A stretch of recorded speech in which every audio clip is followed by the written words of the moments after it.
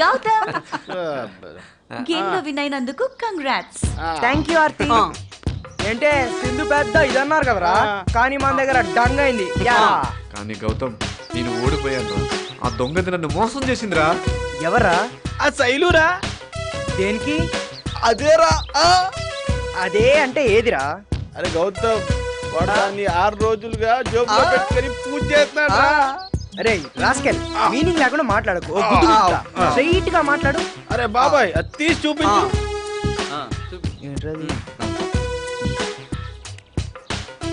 ఇదిగో.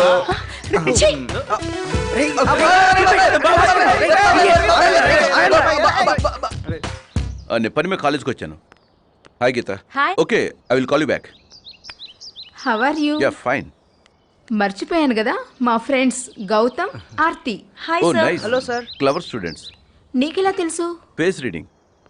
అలా టీ తాగుతూ మాట్లాడుకుందామా? ఓకే ఓకే రండి. Okay, no problem. Dear friends, మీ అందరికీ ఒక good news and surprise news. ఏంటది? మీ అందరి కోసం లవర్స్ పార్టీ ఏర్పాటు చేస్తున్నాను. అవును, లవర్స్ పార్టీ అంటే ఏంటి సార్? లవర్స్ పార్టీ అంటే నెలలో ఒక రోజు మీ అందరూ కలుసుకోవడానికి వేదిక అన్నమాట. అంటే పిక్నిక్ లాంటిది అనమాట.